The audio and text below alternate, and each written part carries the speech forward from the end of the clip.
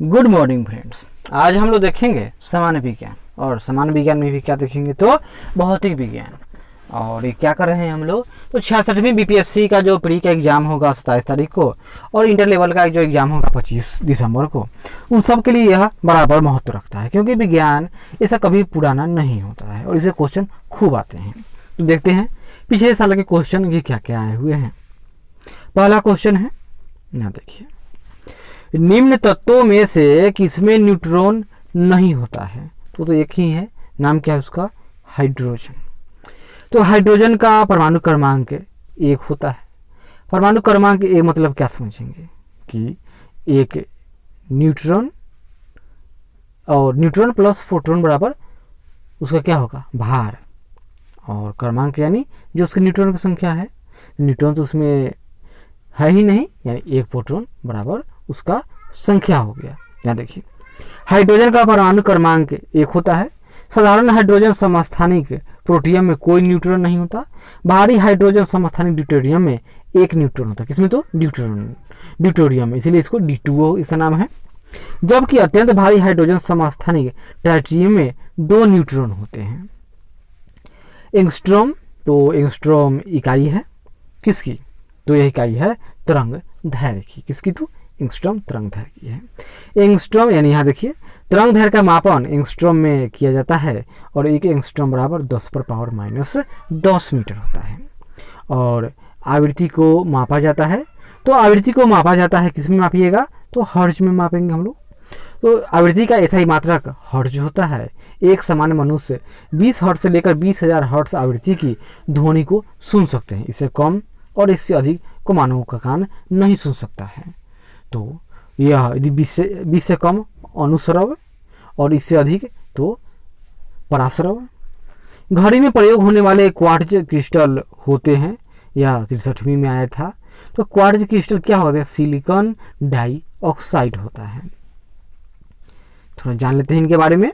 तो घड़ी में प्रयोग होने वाले क्वार्ट्ज क्रिस्टल सिलिकॉन डाइऑक्साइड यानी SiO2 होते हैं। यद्यपि प्राकृतिक रूप में इनमें से कुछ भी रॉक क्रिस्टल और राइन स्टोन के रूप में पाए जाते हैं, यानी कुछ रॉक वस्तुतः जिनका वाणिज्यिक रूप से उपयोग होता है वे मानव निर्मित होते हैं।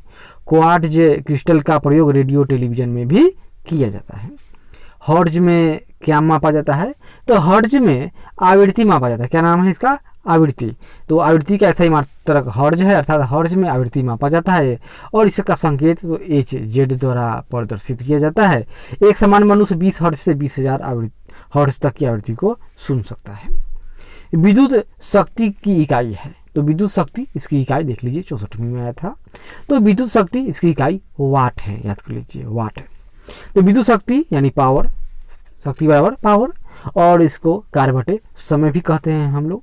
और विद्युत शक्ति का ऐसा ही मात्रक वाट होता है। दृश्य स्पेक्ट्रम में तरंग दैर्घ्य की सीमा है। तो यहाँ देखिए, दृश्य स्पेक्ट्रम में हम आंख देखने की क्षमता यही है, 3900 से लेकर 7600 यानी एंगस्ट्रॉम। तो दृश्य स्पेक्ट्रम यानी प्रकाश के संबंध में कोई निश्चित सीमा रेखा निर्धारित करना कठिन है। यह व्यक्ति की उम्र, आंखों की क्षमता, प्रकाश स्रोत की दूरी एवं तीव्रता आदि बातों पर निर्भर करता है। सामान्य तौर पर इसकी सीमा 320 नैनोमीटर से 860 नैनोमीटर यानी एंगस्ट्रॉम में यह मान 3200 से लेकर 8600 तक होता है। तक आगे देखिए, और अमेरिकी अंतरिक्ष एजेंसी नासा ने इसकी सीमा 380 से 700 नैनोमीटर बताता है। NCERT की पुस्तक में भी इसकी सीमा 400 से 700 नैनोमीटर लिखी गई है। अर्थात परीक्षार्थी क्या करेंगे? अब प्रश्न के विकल्प के अनुसार इस प्रास के भीतर के निकटतम उत्तर का चयन कर सकते थे, और अधिकतर लोगों ने यही चयन किया था। कौन सा चयन किया था? 3900 से 7800। सौर विकिरण निम्न में से किस प्रास में दिखता है? यानी जहां हम लोग आंख हमारा लोग का काम देख पाएगा, तो 400 से 700 नैनोमीटर यानी एंगस्ट्रॉम। और आर्द्रता किस उपकरण से नापी जाती है? तो आर्द्रता जिस उपकरण से नापी जाती है उसका नाम है हाइग्रोमीटर। हाइग्रोमीटर वायुमंडल की सापेक्षिक आर्द्रता का मापन करने वाला यंत्र है। और वहीं हाइड्रोमीटर, यह है हाइग्रो, और दूसरा यहाँ देखिए यह है हाइड्रो। हाइड्रोमीटर से द्रव जल के तुलनात्मक घनत्व का मापन किया जाता है। दाब की इकाई क्या है? तो दाब एक क्षेत्रफल, यह मान लेते हैं क्षेत्र है, इस पर लगने वाला बल है, तो न्यूटन प्रति वर्ग मीटर। तो किसी तल के इकाई क्षेत्रफल पर लगने वाले बल, तो क्षेत्रफल बराबर क्या जानते हैं हम लोग? L इंटू लंबाई गुना चौड़ाई, यानी L इंटू बेस कहेंगे हम लोग, तो यह स्क्वायर होगा।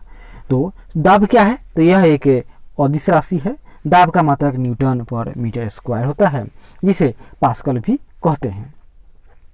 दाब का मात्रक है, एक बार और पूछा गया है, तो यहाँ बार इस पर उत्तर ई मान लिया गया क्योंकि कोई नहीं है। इसका उत्तर क्या है? न्यूटन प्रति मीटर स्क्वायर। निम्नलिखित में से कौन सी अदिश राशि है? अदिश राशि और सदिश राशि, इसमें बार बार कंफ्यूजन होते रहता है। तो इसमें से अदिश राशि कौन है? चलिए अदिश और सदिश का खेल खत्म करते हैं, उसका पूरा देख लेते हैं। तो अदिश राशि और सदिश राशि कहाँ गया? इधर आइए। वे राशियाँ जिनको व्यक्त करने के लिए दिशा एवं परिमाण दोनों की आवश्यकता है, वे सदिश है। सदिश में क्या आपको मिलेगा? सब में आपको वह मिल जाएगा सामान्यतः, जैसे कि बल, वेग, विस्थापन, त्वरण, संवेग, प्रायः में वह होगा। और एक बल अपवाद छोड़ दीजिए।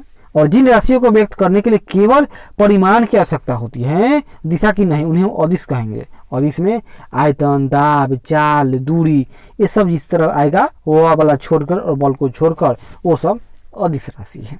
तो क्या पूछा था इसमें? देख लेते हैं। इसमें था, इसमें से कौन अदिश राशि है? तो अदिश कौन है आपका? तो दाब, यानी इसका उत्तर बी होगा। आगे बढ़ते हैं। निम्नलिखित में से किस राशि का मात्रक नहीं है? तो बल का, दाब का, प्रति तो जानते हैं, लेकिन विकृति का मात्रक नहीं होता है। किसी वस्तु की विमा में आया परिवर्तन अर्थात उस वस्तु की मूल विमा के अनुपात को विकृति कहते हैं। विकृति एक विमाहीन राशि है, अर्थात इसका कोई मात्रक नहीं होता है। सही कथन चुनिए। लाल प्रकाश का तरंगदैर्घ्य बैंगनी प्रकाश से कम होगा। लाल प्रकाश का तरंगदैर्घ्य बैंगनी प्रकाश से ज़्यादा है। यहाँ देखिए, लाल प्रकाश है, इसका तरंगदैर्घ्य अधिक होगा, यानी यह हल्का कण है, अतः इसमें विचलन कम है, यह जल्दी एकदम पहुँच जाता है। जबकि बैंगनी प्रकाश का तरंगदैर्घ्य कम होता है, अतः जाते जाते यह विचलित हो जाता है, अतः इसमें ऊर्जा अधिक है और इस कारण यह भारी है, यह स्लो है। तो बैंगनी रंग का तरंगदैर्घ्य सबसे कम व आवृत्ति सबसे अधिक होती है, जबकि लाल रंग का तरंगदैर्घ्य सबसे अधिक और आवृत्ति सबसे कम होती है। एक परमाणु के केंद्र का धनावेशित हिस्सा कहलाता है। कोई परमाणु है, इस तरह से परमाणु होता है। यह यहाँ देखिए, इसका एक केंद्र है। केंद्र में दो होगा, एक भाग भाई उसका न्यूट्रॉन होगा, यहाँ गया, और एक प्रोटॉन होगा, यह केंद्र में रहते हैं। और इसके चारों तरफ इस तरह से ऑर्बिट में, कक्ष में चक्कर लगाते रहते हैं, उसका नाम है इलेक्ट्रॉन। तो इलेक्ट्रॉन क्या होगा? तो देखिए, न्यूट्रॉन क्या होगा? तो यह न्यूट्रॉन यह उदासीन होता है, और प्रोटॉन धनावेशित, अतः न्यूक्लियस क्या हो गया? तो न्यूक्लियस पॉजिटिव चार्ज रहता है, धनावेशित। और जो इलेक्ट्रॉन है यह निगेटिव रहता है, लेकिन जितना प्रोटॉन पॉजिटिव है उतना ही यह निगेटिव रहता है, अतः यह उसको पकड़े हुए रहता है। और एक परमाणु हमेशा उदासीन अवस्था में, यानी न्यूट्रल अवस्था में कायम रहती है। तो एक परमाणु के केंद्र का धनावेशित हिस्सा, उसको हम लोग क्या कहेंगे? तो न्यूक्लियस कहेंगे। आगे बढ़ते हैं। प्रोटॉन तथा न्यूट्रॉन ये दोनों में वेट भी होता है, तो इन दोनों का द्रव्यमान 1.672 गुना 10⁻27 kg होता है। और इनकी खोज, तो अर्नेस्ट रदरफोर्ड ने प्रोटॉन की खोज और न्यूट्रॉन की खोज किसने? तो चैडविक ने। और इलेक्ट्रॉन, तो इन इलेक्ट्रॉन की खोज किसने किया था? तो थॉमसन महोदय ने किया था, याद कर लीजिएगा। आगे बढ़ते हैं। एक ठोस के सीधे गैस में परिवर्तन को कहते हैं ऊर्ध्वपातन। ऊर्ध्वपातन में क्या होगा? ठोस है वह लिक्विड में न जाएगा, सीधे कार्बनिक डायरेक्ट गैस में परिवर्तित हो जाता है। और उदाहरण में जैसे कि आपको नेफ्थलीन, आयोडीन, बहुत तरह के पदार्थों का इसमें नाम आता है। कपूर। कॉस्मिक किरणें हैं, तो कॉस्मिक किरणें एक आवेशित कण है। कॉस्मिक किरणें विद्युत चुंबकीय स्पेक्ट्रम का भाग नहीं है, ये उच्च ऊर्जा के आवेशित कण हैं जो अंतरिक्ष में लगभग प्रकाश की गति से गमन करते हैं। 2G स्पेक्ट्रम में अक्षर, तो अक्षर जनरेशन को इंगित करता है। अब तो 5G आ चुका है। रडार का आविष्कार कौन था, किसका, तो रडार का। तो रडार का आविष्कारक रॉबर्ट वाटसन थे। और रडार का फुल फॉर्म देख लीजिए, रेडियो डिटेक्शन एंड रेंजिंग। और द्वितीय विश्व युद्ध में इस व्यवस्था का उपयोग हवाई हमलों से पूर्व सचेत करने के लिए किया गया था। गॉड पार्टिकल क्या है? गॉड पार्टिकल, तो यह हिग्स बोसोन का ही नाम गॉड पार्टिकल है। यानी हिग्स बोसोन एक मूलकण है जिसकी प्रथम परिकल्पना वर्ष 1964 में की गई थी। इसका प्रायोगिक सत्यापन 14 मार्च 2013 को किया गया। वैज्ञानिक समुदाय के बाहर और मीडिया द्वारा अक्सर इस कण को ईश्वरीय कण यानी कि गॉड पार्टिकल उपनाम से संदर्भित किया गया है। हिग्स बोसोन कण की खोज करने वाले वैज्ञानिकों की जोड़ी ब्रिटेन के पीटर डब्ल्यू हिग्स तथा बेल्जियम के डब्ल्यू एंगलर्ट को वर्ष 2013 के भौतिक विज्ञान के क्षेत्र में नोबेल पुरस्कार दिया जा चुका है। सर सीवी रमन को भौतिकी का नोबेल पुरस्कार प्राप्त हुआ था, तो डेट बताइए।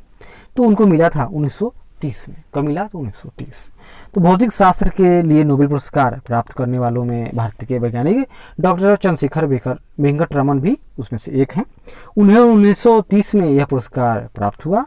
और भी बहुत सारे हैं, जैसे सबसे पहली बार किसी भारतीय को, तो रविन्द्रनाथ टैगोर को साहित्य के क्षेत्र में 1913 में, हरगोविंद खुराना को चिकित्सा के लिए 1968 में, सुब्रमण्यम चंद्रशेखर को भौतिकी के लिए 1983 में, मदर टेरेसा को शांति के लिए 1979 में, अमर सेन को अर्थशास्त्र के लिए 1998 में नोबेल पुरस्कार दिया जा चुका है। रविन्द्रनाथ टैगोर को उनकी कृति गीतांजलि के लिए। हरगोविंद खुराना, तो इन्होंने क्या किया, तो इन्होंने जेनेटिक्स के लिए इनको मिला। सुब्रमण्यम चंद्रशेखर, तो इन्होंने ब्लैक होल की परिकल्पना की थी, चंद्रशेखर सीमा कहते हैं। मदर टेरेसा, इन्होंने असहायों की सेवा के लिए इनको मिला। अमर सेन, तो एक कल्याणकारी और शास्त्र के लिए मिला। टेलीस्कोप की खोज किस वैज्ञानिक ने की थी, तो टेलीस्कोप की खोज गैलीलियो ने की। इस सदी की शुरुआत में हवाई जहाज का आविष्कार किसने किया था, तो राइट ब्रदर्स ने किया था। आगे देखिए, 1 माइक्रोन बराबर है, तो 1 माइक्रोन बराबर 1/1000 मिलीमीटर होता है, यानी कि 10⁻³ मिलीमीटर। 40 डिग्री सेल्सियस का मान फ़ारेनहाइट स्केल में क्या होगा, तो याद कर लीजिए 104 फ़ारेनहाइट। और इसका सूत्र होता है, यहाँ देखिए, F बराबर क्या होता है, इस तरह सेल्सियस सी में 100 डिग्री सी तक होता है, इसी तरह F यह 180 डिग्री तक जाता है। तो F बराबर याद कर लेते हैं, इतना ही याद कर लीजिए सिंपल। अगर फ़ारेनहाइट में निकलना हो तो F बराबर 9/5C + 32। अगर सी में जो दिया हो वो यहाँ पर इनपुट कर दीजिए। इसमें 40 है 40, तो इसको 8 और 8 9 72 और A + 32 है, तो क्या होगा, तो 104 फ़ारेनहाइट इसका उत्तर होगा। एक बार और ये समीकरण याद कर लीजिए, F यानी फ़ारेनहाइट बराबर 9/5C + 32। क्रोमेटोग्राफी की तकनीक का प्रयोग होता है, तो रंगीन पदार्थों के प्रभावी आसवन में नहीं होगा। इसका प्रयोग होता है एक मिश्रण से पदार्थों को अलग करने में, किसका, तो क्रोमेटोग्राफी का उपयोग होता है। लोलक की कालावधि निर्भर करती है, तो लोलक यानी पेंडुलम की बात हो रही है, तो उसके लंबाई पर। सिंपल, तो सरल लोलक की कालावधि लोलक की लंबाई पर निर्भर करती है। और इसका सूत्र याद कर लीजिए, T बराबर 2π और L/G। यहाँ पाई और जी नियतांक होंगे। और लोलक की कालावधि लोलक की लंबाई यानी यह L क्या है, तो यह लोलक की लंबाई के अनुक्रमानुपाती है। आगे बढ़ते हैं। बल गुणनफल है, तो बल किसका गुणनफल है, तो द्रव्यमान तथा त्वरण का, यानी जो मूवमेंट होगा उसका गुणनफल। मास का जो मूवमेंट होगा द्रव्यमान, वही बल है। संवेग में परिवर्तन की दर को बल कहते हैं। यदि वस्तु का द्रव्यमान यानी मास, इसको m से हम लोग डिनोटेट करते हैं।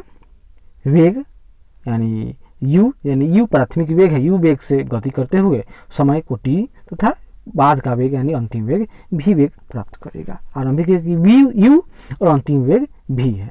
तो संवेग में परिवर्तन की दर यानी त्वरण यानी एक्सेलरेशन बराबर क्या होगा, mv यानी मास इंटू प्राथमिक वेग माइनस मास इंटू अंतिम वेग, सॉरी मास mv यानी मास इंटू अंतिम वेग माइनस m इंटू u यानी मास इंटू प्रारंभिक वेग बटे टी, यानी एफ बराबर एम, यहाँ देखिए एम और इसमें अंदर ब्रैकेट में v माइनस यू, यानी प्राथमिक अंतिम वेग माइनस प्राथमिक वेग। तो क्या होगा, तो ए में जहाँ ए बराबर v एक्सीलरेशन बराबर क्या होगा, तो एक्सीलरेशन बराबर ए बराबर v माइनस यू बटे टी। ए बराबर एक्सीलरेशन बराबर अंतिम वेग माइनस प्रारंभिक वेग बटे टाइम। तो त्वरण ज्ञात करने का सही सूत्र क्या है, तो यही है ए बराबर v minus you by T. तो यहाँ कौन होगा, तो यही देखिए ए बराबर v माइनस यू बटे टी। निम्नलिखित में से कौन सी राशि सदिश नहीं है, तो यह आयतन सदिश नहीं है। यह क्या है, तो अदिश राशि है। तो सदिश राशियाँ कौन राशि तो जानते ही हैं, तो सदिश राशि में आपको कौन कौन आएगा, तो विस्थापन, वेग, बल, ये सब सदिश राशि है। वहीं अदिश राशि में जो केवल परिणाम, जैसे कि इसमें, इसलिए आयतन क्या है, तो यह एक अदिश राशि है। आयतन आपका अदिश राशि है, यानी इसमें सदिश नहीं है, मतलब वह अदिश होगा।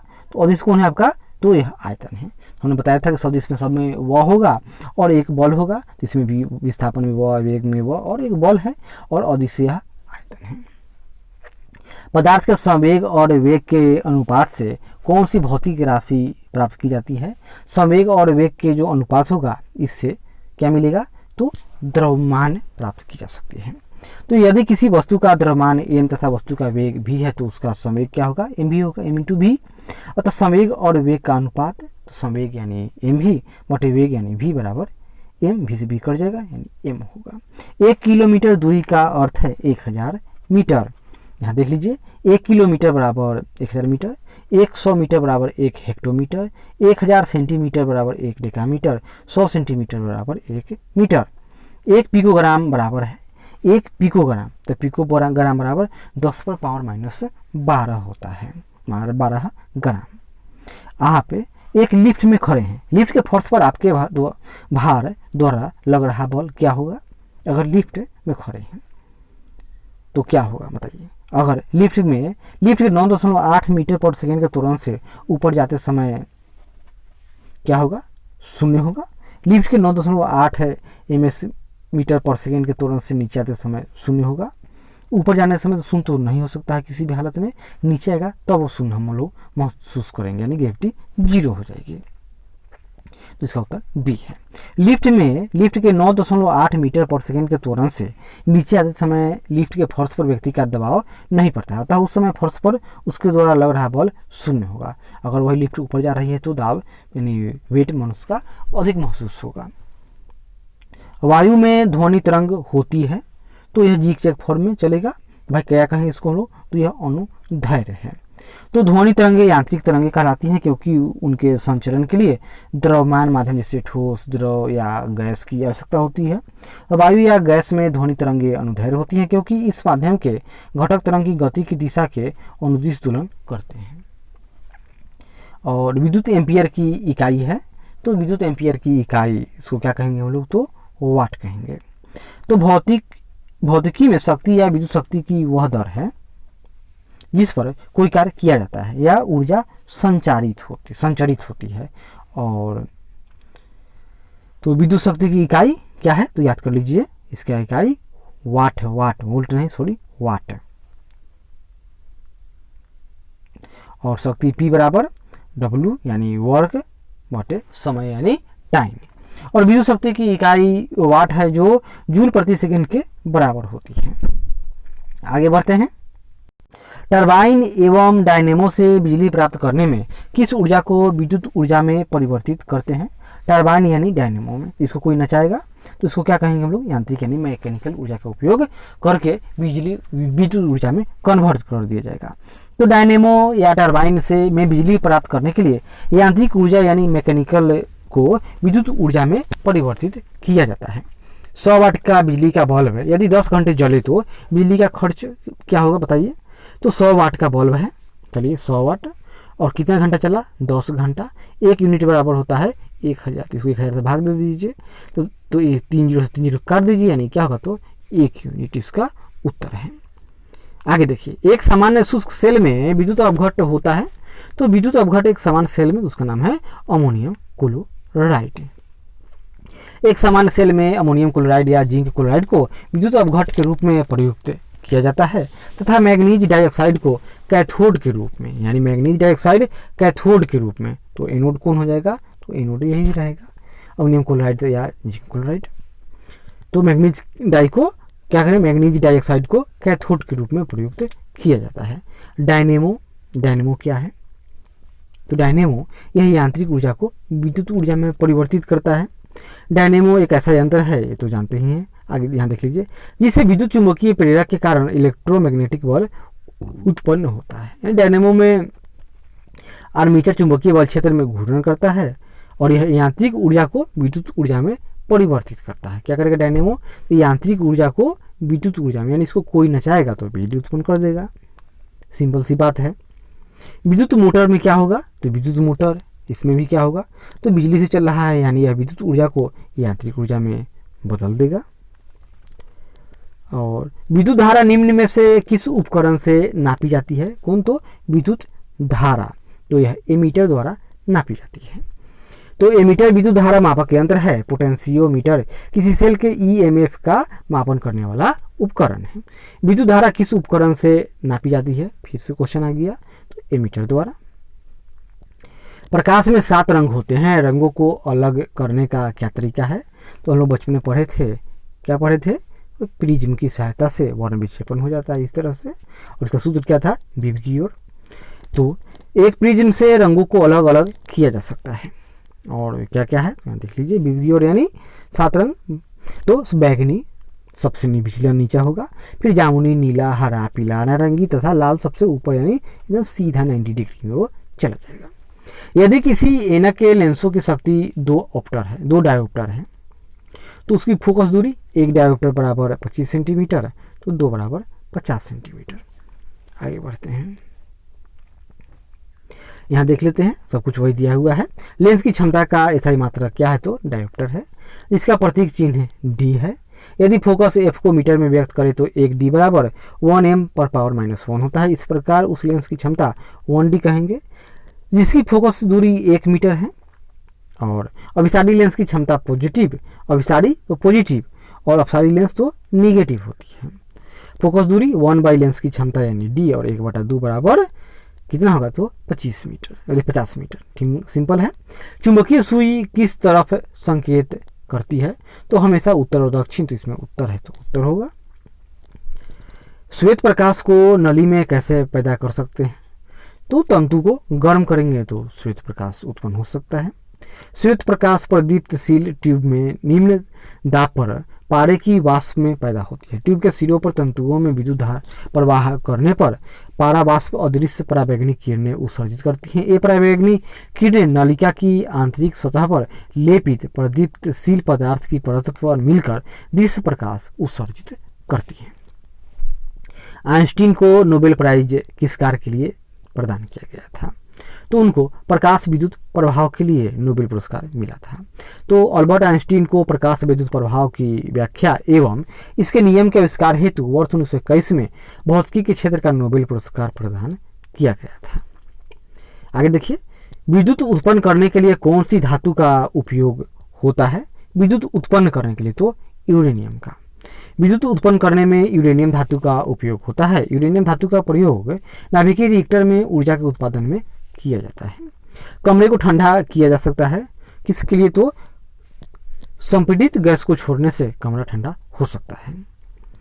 आमतौर पर सुरक्षा फ्यूज लगाने के लिए प्रयोग होने वाला तार किस पदार्थ का बना होता है? तो टीन और शीशे की मिश्र धातु होता है। फ्यूज क्या है? तो यह एक छोटा तार का टुकड़ा होता है। यह रंगा और शीशा यानी टीन और लेड मिश्र धातु का बना होता है। इसका गलनांक निम्न होता है। लघु पतन यानी शॉर्ट सर्किट, अभिसरण, ओवरलोडिंग, वोल्टता वृद्धि यानी वोल्टेज बढ़ जाए के कारण जब परिपथ में धारा निर्दिष्ट मान से अधिक हो जाती है तो फ्यूज गलकर टूट जाता है। इससे इलेक्ट्रॉनिक उपकरणों के नुकसान होने एवं किसी प्रकार की दुर्घटना टल जाती है। अतिचालक का लक्षण बताइए? तो यह शून्य पारगम्यता है। यानी वर्ष 1911 में डच भौतिक विज्ञानी HK ओनेस, याद कर लीजिए, HK 19 ने प्रतिरोध पर ताप के प्रभाव का अध्ययन किया। उन्होंने धातुओं के कुछ नमूनों को कुछ केल्विन ताप तक ठंडा करके उनके विद्युत प्रतिरोध की माप की। 19 को यह जानकर आश्चर्य हुआ कि 4.2 केल्विन ताप पर पारे का विद्युत प्रतिरोध शून्य हो जाता है, और यह पाया गया कि न्यून तापों पर अनेक अन्य तत्वों और यौगिक भी ऐसा ही व्यवहार दर्शाते हैं। ऐसा व्यवहार करने वाले पदार्थों को अतिचालक कहते हैं। अतिचालक कोई प्रतिरोध प्रस्तुत नहीं करते, इसलिए उनमें ऊर्जा ह्रास के बिना विद्युत धारा प्रवाहित होती है। विद्युत प्रवाहित होते समय ऊर्जा का कोई ह्रास नहीं होता है। यही कारण है कि एक स्थान से दूसरे स्थान को विद्युत के संचारण में अतिचालकों का दक्षतापूर्वक उपयोग किया जा सकता है। अतिचालकों का दूसरा अनिवार्य गुण यह भी है कि वे चुंबकीय बल को अपने सतह पर ही रोक लेते हैं या अपने भीतर प्रवेश नहीं करने देते, अर्थात इनकी चुंबकीय पारगम्यता शून्य होती है। ठंडक के दिनों में लोहे के गुटकों और लकड़ी के गुटकों को प्रातःकाल छुएं तो लोहे का गुटका ठंडा लगता है। क्यों? कारण बताइए। हम लोग जानते हैं कि लोहा जो ताप का जितना अधिक सुचालक होगा वही ताप का उतना ही अधिक उत्सर्जक होगा, ये तो हम लोग जानते ही हैं। अतः यहाँ देखिए, लोहे की तुलना में लकड़ी की तुलना में लोहा ऊष्मा का अच्छा चालक है, अतः यह अधिक ठंडा हो जाएगा, जबकि लकड़ी नहीं ठंडा होगा, यह उतना अच्छा ताप का सुचालक नहीं है। लकड़ी की तुलना में लोहा ऊष्मा का अच्छा चालक है, इसलिए ठंडा के दिनों में समान तापमान होने के बावजूद तुलनात्मक ढंग से लोहे का गुटका ज़्यादा ठंडा लगता है, जबकि लकड़ी का गुटका उतना ठंडा नहीं लगता है। कमरे में रखा रेफ्रिजरेटर का दरवाज़ा खोल देंगे तो क्या होगा? अंततः आपका घर यानी आपका कमरा थोड़ा गर्म हो जाएगा। दो उत्तरोत्तर श्रृंग, तो ये क्या है? यह श्रृंग है और यह गर्त है, यानी कि जो तरंगधैर्य है इसी तरह से चलती रहती है। तो दो उत्तरोत्तर श्रृंग अथवा दो उत्तरोत्तर गर्त के बीच की दूरी को क्या कहते हैं? उसको हम लोग तरंगधैर्य कहते हैं। क्या कहेंगे उसको? तरंगधैर्य। जब एक सरल आवर्त तरंग किसी माध्यम से होकर जाती है तो एक विशेष पैटर्न की एक निश्चित दूरी के पश्चात पुनरावृत्ति होती है। इस दूरी को ही तरंगधैर्य कहते हैं। पढ़ने में काम आने वाले ग्लास लेंस किस प्रकार के लेंस से बनते हैं? पढ़ने वाला इस तरह का नहीं, जो हम लोग आँख से देखता है, लोग मैप देखने वाले लोग पढ़ाई रखते हैं इसको, तो यह है उत्तल लेंस होता है। पढ़ने में काम आने वाले ग्लास वस्तुतः एक दूरदृष्टि दोष को दूर करता है। दूर दृष्टि दोष में क्या है? दूर में ऊ है यानी उत्तल लेंस है, और निकट दृष्टि दोष निकट में अ है, निकट यानी अवतल लेंस का इस्तेमाल होता है। तो दीर्घ दृष्टि दोष मतलब क्या है? वह दूर का देख सकता है लेकिन नजदीक का नहीं देखेगा। निकट दृष्टि दोष में निकट का देखेगा लेकिन दूर का नहीं देखता है। इतना याद कर लीजिए। ध्वनि का वायु में वेग क्या है? तो लगभग 330 मीटर प्रति सेकेंड, और यह बदलते रहता है। ध्वनि की वायु में वेग माध्यम की प्रकृति पर निर्भर करती है। ध्वनि का वेग वायुमंडलीय परिस्थितियों जैसे ताप, आर्द्रता आदि पर भी निर्भर करती है। जैसे शुष्क वायु और तापमान अगर 0 डिग्री हो तो ध्वनि का वेग 332 मीटर सेकेंड है। वहीं शुष्क वायु का तापमान 25 है तो 340 डिग्री। मतलब क्या समझे? तापमान बढ़ेगा तो ध्वनि का वेग बढ़ जाएगा। हाइड्रोजन में 1284 है, और सबसे अधिक, तो यहाँ देखिए, सबसे अधिक जो वेग होता है वो अल्युमिनियम में 6420 मीटर प्रति सेकेंड, स्टील में 5960 मीटर पर सेकेंड, और कांच में 3980 मीटर प्रति सेकेंड। प्रकाश विकिरणों की प्रकृति होती है तो तरंग एवं कण दोनों के समान। प्रकाश विकिरणों की प्रकृति तरंग एवं कण दोनों के समान होती है, अर्थात प्रकाश विकिरणों में तरंग और कण दोनों के गुण पाए जाते हैं। आकाश नीला लगता है, क्यों?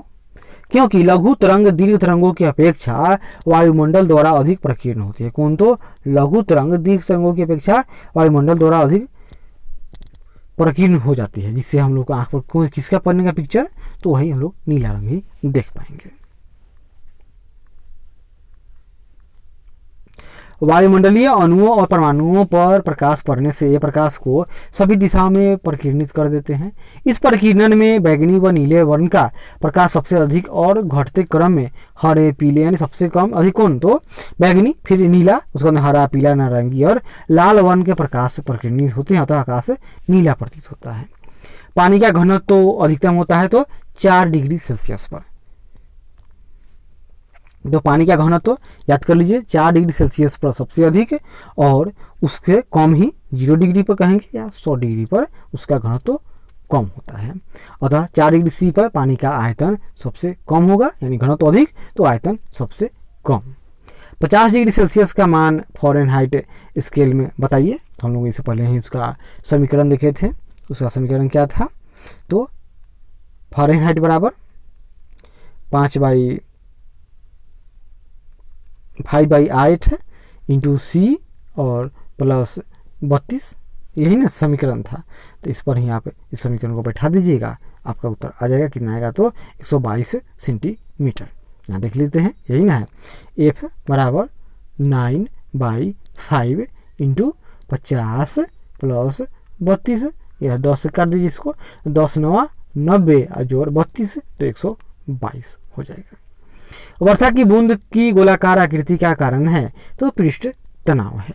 वर्षा की बूंद की गोलाकार आकृति के कारण पृष्ठ तनाव होता है। पृष्ठ तनाव आणविक आकर्षण का परिणाम है। वर्षा की बूंद पिघली धातु की बूंद आदि सभी गोलीय होती है, क्योंकि उनकी सतह सिकुड़ कर न्यूनतम क्षेत्रफल की होना चाहती है, और एक निश्चित आयतन के लिए गोलीय आकृति निश्चित सतह का क्षेत्रफल न्यूनतम होता है। महासागर में ऊंची तरंग दैर्घ्य कैसे आती है? तो चंद्रमा के कारण ही हाई टाइड आती है। महासागर में ऊंची जल तरंग चंद्रमा के गुरुत्वाकर्षण बल का परिणाम है।